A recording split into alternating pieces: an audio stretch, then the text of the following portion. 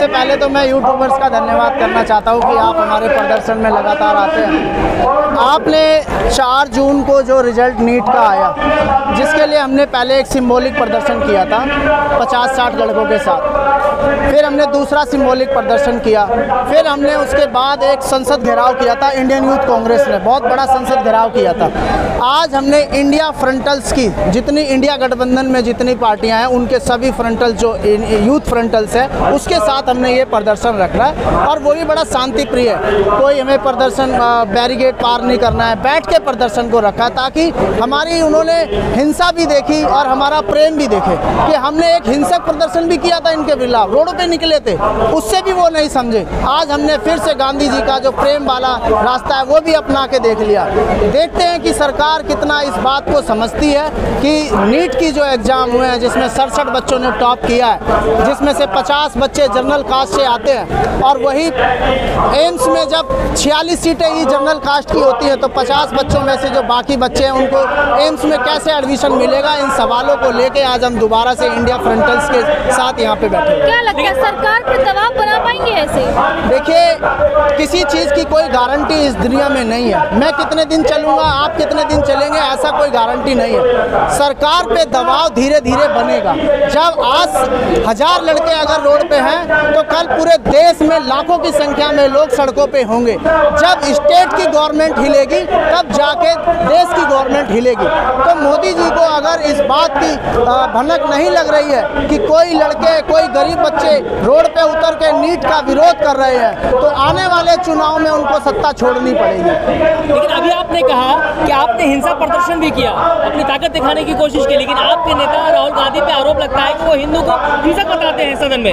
देखिए, आपने फिर बात पकड़ी। मैंने कहा हिंसा प्रदर्शन किया, रोड पे उतरे, किसी को चोट नहीं पहुंचाई, रोड पे उतरने को मैं हिंसा बोल रहा हूँ। दूसरी बात, जो राहुल जी पे आरोप लगा रहे हैं कि उन्होंने ये बोला है कि हिंदू हिंसक है, आप समझिए पूरा भाषण राज्यसभा हो चाहे लोकसभा हो वो रिकॉर्डेड होता है, उसको कोई यूट्यूबर काट ले या उनका IT सेल काट के चला रहा है, वो गलत चला रहा है। किसी भी व्यक्ति को अगर वो भाषण देखना है तो वो संसद के चैनल पे जाके देख सकता है। राहुल जी ने कहा है कि जो हिंसक है वो हिंदू नहीं है, वो मुसलमान नहीं है, वो सिख नहीं है, वो ईसाई नहीं है। हिंसक हिंसक ही है, हिंसक हिंदू नहीं है, मुसलमान नहीं है। हिंसक की कोई जाति नहीं है, कोई धर्म नहीं है, और जो हिंदू है वो हिंसक नहीं है, और जो हिंसक है वो हिंदू नहीं है। ये बात राहुल जी ने कही है, इसको तोड़ मरोड़ के आप कितना भी चला दें। लेकिन राहुल जी के बयान के दौरान मोदी जी खड़े होते हैं और कहते हैं कि पूरे समाज को हिंदू हिंसा कहना कैसा है?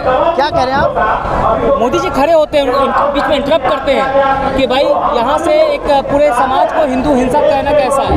देखिए, उनको पता था कि ये बात की अहमियत बहुत बड़ी है, इसलिए वो खड़े हुए और उन्होंने उनके भाषण को एक दिशा दे दी, खड़े होके एक दिशा दी है, ताकि जो जिस बात पे वो राजनीति करते हैं हिंदू मुस्लिम पे, उस बात को उन्होंने दोबारा दोहराया है कि वो हिंदू के फेवर में खड़े हो गए। जबकि राहुल जी ने कभी हिंदू का विरोध किया ही नहीं है, वो खुद एक हिंदू है, मैं भी हिंदू हूँ, ये भाई भी हिंदू हैं, आप भी हिंदू हैं, हम किसके विरोधी हैं?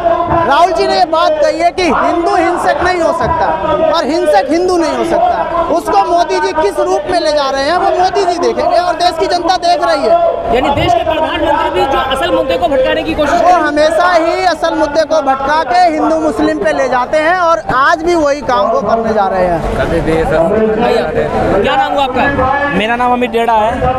क्या मांगे आप लोग की? मांग हमारी, जो हिंदुस्तान का बेरोजगार नौजवान है, जो आज नीट परीक्षा से त्राही हिंदुस्तान का नौजवान कर रहा है, जो आज किसान, जो मजदूर अपनी आज लाचारी इस सरकार के अंदर जो उसको देखने के लिए पड़ रही है, उसको सरकार जो है निकम्मी सरकार है। धर्मेंद्र प्रधान जी इस्तीफा दें, नरेंद्र मोदी इस्तीफा दें। आपने अभी मेरे भाई से एक सवाल पूछा कि राहुल गांधी जी ने हिंदू को हिंसक कहा, मेरे भाई ने बहुत अच्छा जवाब दिया कि राहुल गांधी जी ने हिंदू को हिंसक नहीं कहा, जो हिंसक है उसको हिंसक कहा।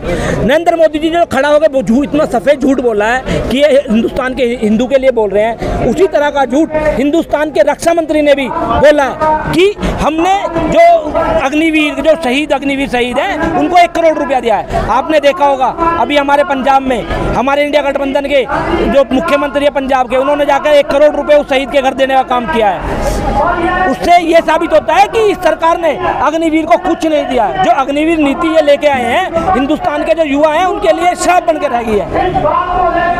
जो आज बात करते हैं वो बात करते हैं अपना कि भाई हिंदुस्तान के अंदर जो हिंदू मुस्लिम की राड़ है, जो सारी जड़ें जितनी गहरी हिंदू मुस्लिम की हुई है वो नरेंद्र मोदी सरकार ने की है। राहुल गांधी हिंसक बता रहे हिंदुओं को। नहीं, मैंने बताया ना आपको, राहुल गांधी ने हिंदू को हिंसक नहीं कहा है। आप संसद का पूरा सुनेंगे तो उसमें यही कहा है कि जो हिंसक है वो हिंदू नहीं है और जो हिंदू है वो हिंसक नहीं है, जो मुस्लिम है वो हिंसक नहीं है, जो मुस्लिम नहीं है वो हिंसक है। मेरा कहने का सिर्फ ये मतलब है, राहुल गांधी जी आज जो एलओपी के नेता बनकर संसद के अंदर हिंदुस्तान के बेरोजगार नौजवान की आवाज उठा रहे हैं, जो पेपर लीक की आवाज उठा रहे हैं, आज वो हिंदुस्तान को एक नई दिशा देने की कोशिश कर रहे हैं और नरेंद्र मोदी और उनकी सरकार के जो मंत्री हैं वो उन्हें भटकाने का काम कर रहे हैं। लेकिन राहुल गांधी को क्या जरूरत पड़ी थी कि सदन में जो है इस मामले को उठाना चाहिए? राहुल गांधी जी को जरूरत इसलिए पड़ी कि जो हिंदुस्तान के अंदर एक जातिवाद की राजनीति बीजेपी कर रही है, राम के नाम पर जो उन्होंने जातिवादी की राजनीति की, राम के नाम पर जो उन्होंने वोट मांगने का काम किया, आज हिंदुस्तान में जो श्री राम है, हमारे भगवान श्री राम है, उन्होंने भी उन्हें दुत्कार दिया, जो अयोध्या में वो हार के आए हैं। राहुल गांधी जी को इसलिए यह मुद्दा उठाना पड़ा कि हिंदुस्तान के अंदर हिंदू मुस्लिम सिख ईसाई एक नारा होता था बहुत दिन पहले, जो 2014 से पहले लिया जाता था, 2014 से लेकर 24 तक आज ये नारा सुनने के लिए मिला है कहीं? आप सारे मीडिया के मेरे भाई हैं, आप बताइए आपने कहीं हिंदू मुस्लिम सिख ईसाई सुना हो तो? इसलिए राहुल गांधी जी को ये सारी बातें करने की संसद में जरूरत पड़ी। राहुल गांधी को प्रधानमंत्री एक तरफ बालक बुद्धि कहते हैं। देखिए, बालक बुद्धि कहने का मतलब तो ये है, जो बंदा इंग्लैंड से अपनी परीक्षा अपनी जो शिक्षा प्राप्त करके आया है वो बालक बुद्धि है, और जिस इंसान ने यहाँ पे फर्जी डिग्रियां बना के प्रधानमंत्री बन गए चाय बेच के, वो बहुत अच्छी बुद्धि है। जनता ने ही चुनाया तीसरी बार लगातार। देखिए, पता आपको भी है, जनता ने उन्हें दुत्कार दिया जनता ने उन्हें। पर जिस तरह से आपने उत्तर प्रदेश में देखा, उत्तर प्रदेश में 80 सीट लाने की बात ये करते थे, आज इनकी वहाँ पे मट्टी पलीत हो गई है। इनको जनता ने दुत्कारा है और राहुल गांधी जी को। लेकिन सवाल ये है कि राहुल गांधी जनता के मुद्दे उठा रहे हैं और सरकार में बैठे लोग उन्हें बालक बुद्धि बता रहे हैं। ये इसलिए बता रहे हैं ताकि ये जनता की आवाज ना उठा पाए। जब राहुल गांधी जी 4000 किलोमीटर पद यात्रा की, उन्होंने जनता, जो हिंदुस्तान की जनता है, जो सड़कों पर उन्हें लोग मिले, वो पढ़े लिखे बेरोजगार नौजवान मिले, मजदूर किसान मिले, लाचार बहनें महिलाएं मिली, उनकी आवाज उठाने का काम आज राहुल गांधी जी कर रहे हैं। उन्हें पता है कि इन्होंने चुनाव से पहले लोकतंत्र बचाने की बात की थी, लोकतंत्र को बचाने के लिए हिंदुस्तान की जनता ने वोट दिया है, उत्तर प्रदेश में वोट दिया, पूरे हिंदुस्तान में वोट दिया है, जिससे कि आज वो हमारे राहुल गांधी जी एलओपी बनकर संसद में गरज रहे हैं, जो हिंदुस्तान के बेरोजगार नौजवानों की आवाज उठा रहे हैं। उन्हें पता है अगर ये आवाज ऐसी उठाते रहे तो एक दिन बीजेपी की सरकार मरियम बेड़ हो जाएगी और वो सरकार को सत्ता से जाना पड़ेगा, और फिर जब राहुल गांधी जी की कांग्रेस सरकार बनेगी, राहुल गांधी प्रधानमंत्री बनेंगे, तो इस हिंदुस्तान के अंदर एक नया उदय होगा, जो उदय हिंदू मुस्लिम सिख ईसाई सब भाई भाई का नारा और सबको साथ लेकर चलने का काम करेगा। लेकिन तीसरी बार जनता ने मोदी जी के काम पे मोहर लगाई है, तीसरी बार चुप कर आए। देखिए, मोहर नहीं लगाई है, दुत्कार है उन्हें। आज देखिए, उन्हें पूर्ण बहुमत भी नहीं है। पहले वो उनके पास पूर्ण बहुमत था, जब पूर्ण बहुमत उनके पास होता था, उन्होंने पार्टियों को तोड़ने का काम किया है, उन्होंने शिवसेना को तोड़ने का काम किया, उन्होंने एनसीपी को तोड़ने का काम किया, उन्होंने उत्तर प्रदेश बिहार के अंदर लोक जनशक्ति पार्टी को तोड़ने का काम किया। तो जब वो अपनी मर्जी करते थे, जब वो किसी भी नेता को, किसी भी विपक्ष के नेता को, जो पार्टियों इंडिया गठबंधन में, एनडीए गठबंधन में होते थे, उनको वो पास खड़ा नहीं करते थे। आज वो पकड़ के कुर्सी पे बैठा रहे हैं, सरकार उनकी बनी नहीं है, वो जबरदस्ती की सरकार ढो रहे हैं। टूट गई कांग्रेस पार्टी, सब लोग भाजपा में जा रहे हैं। अरे भैया, टूट गई भाजपा पार्टी, टूट गई भाजपा पार्टी, पर भाजपा का किसी भी आदमी को कांग्रेस में नहीं लिया जाएगा, और जो कांग्रेस के गद्दार भाजपा में गए ना, उनको लिया जाएगा। आपके सवाल का जवाब है। मैं बात कर रहा था पार्टियों को तोड़ने का, पार्टी को तोड़ने का काम भाजपा ने किया है। इंडिया का आज जो इंडिया के साथी दल है उनके, आज उनको कैसे बुला के बैठा के फोटो के कैमरे के सामने ला रहे हैं। पिछले 10 साल नरेंद्र मोदी जी को देख लीजिए, कैमरे के सामने कभी गृह मंत्री को भी नहीं आने दिया, कभी रक्षा मंत्री को भी नहीं आने दिया। कभी आपने देखा होगा, उत्तर प्रदेश का सबसे बड़ा सूबा है, उसके योगी जो उसके मुख्यमंत्री है, उनको ऐसे धक्का देके बाहर कर दिया। अडवाणी जी, जिन्होंने राम मुद्दा उठाया था, जिन्होंने राम मंदिर के लिए यात्रा की थी, उनको भी साइडलाइन कर दिया, उनको साइडलाइन कर दिया कि 70 साल आपकी उम्र हो चुकी है, आप राजनीति नहीं कर सकते।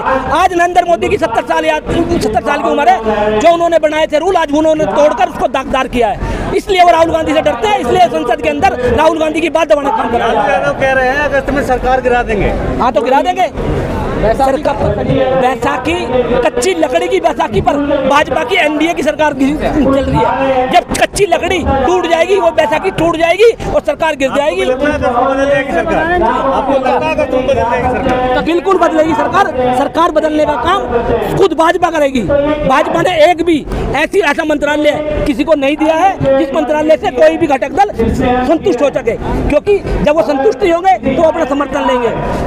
आज जो कांग्रेस जो राजनीति करती है वो सबको साथ लेकर चलने की राजनीति करती है। राहुल जी कहते हैं डरो मत, मोहब्बत के बाजार में मोहब्बत की दुकान खोलनी है, तो मोहब्बत की दुकान खोलने के लिए कांग्रेस पार्टी हिंदुस्तान के अंदर बैठी है।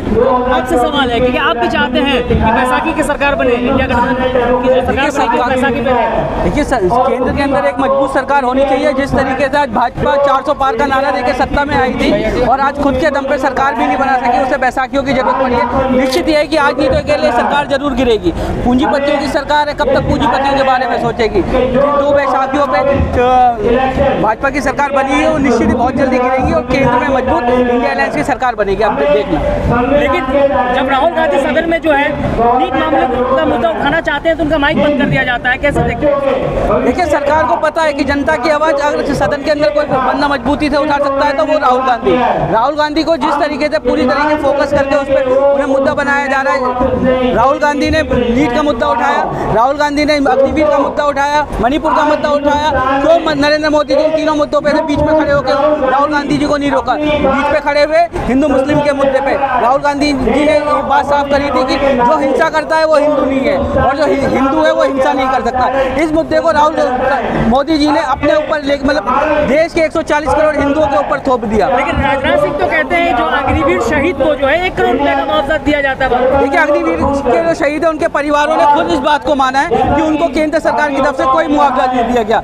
इस बात का खंडन करते हुए आर्मी के जो एडीजी चीफ है उन्होंने एक ट्वीट किया था। तो मैं ये बात क्लियर करना चाहता हूँ कि उस अग्निवीर के परिवार को जो मुआवजा दिया गया वो इंश्योरेंस कंपनी के द्वारा दिया गया है। केंद्र सरकार की तरफ से अभी तक जो अग्निवीर शहीद है उनके परिवार को कोई मुआवजा नहीं दिया गया। क्या लगता है कि प्रदर्शन करने से आप लोगों की मांगे पूरी होगी? बिल्कुल मांगे पूरी होगी। कल तक जो शिक्षा मंत्री ये बोल रहे थे कि नीट पेपर लीक ही नहीं हुआ, आज प्रदर्शन करने से कम इस बात पर तो आया कि पेपर लीक हुआ, इस बात को मानने को तैयार हुए। आज देश का हजारों छात्र जिस तरीके से स्कूल और कॉलेज में होना चाहिए था वो अपनी मांगे मनवाने के लिए आज सड़कों पे उतरा हुआ है। आपने देखा होगा पिछले कुछ दिन पहले इसी जंतर मंतर पे दिल्ली पुलिस द्वारा जिस तरीके से छात्रों पर बर्बरतापूर्ण लाठीचार्ज किया गया वो बहुत ही निंदनीय है। लेकिन हम युवा कांग्रेस, राहुल गांधी और इंडिया अलायंस के सभी फ्रंटल जो है देश की छात्रों की आवाज उठाने के लिए सड़कों पर रहेंगे। देश में मोदी की गारंटी चल रही है। गारंटी तो मोदी जी की देखा ना, 400 पार का नारा था। गारंटी में 2 करोड़ रोजगार भी प्रतिवर्ष था। गारंटी में बुलेट ट्रेन भी थी, गंगा की सफाई भी थी। गारंटी में 15 लाख आ गए क्या अकाउंट में? मोदी जी की गारंटी मोदी जी की डिग्री की तरह फर्जी है और फर्जी ही रहेंगी। मोदी ने आज तक अपनी कोई गारंटी ना निभाई है ना निभा पाएंगे। लेकिन मोदी जी का ये भी सपना था कि हवाई चप्पल पहनने वाले को हवाई जहाज में छिपाएंगे। हवाई चप्पल पहनने वाला तो हवाई जहाज में नहीं हुआ, लेकिन मोदी जी आज 17 करोड़ के चार्टर प्लान में जरूर हवाई चप्पल। पूंजीपतियों की सरकार आज तक आपने देखा किसी निजी कंपनी का ब्रांड एम्बेसडर प्रधानमंत्री रहो, जियो का ब्रांड एम्बेसडर नरेंद्र मोदी रहे थे। पूंजीपतियों की सरकार है, पूंजीपतियों को ही कि गरीबों के बारे में, किसानों के बारे में, छात्रों के बारे में ना आज तक कभी सोचा है ना कभी सोचेंगे।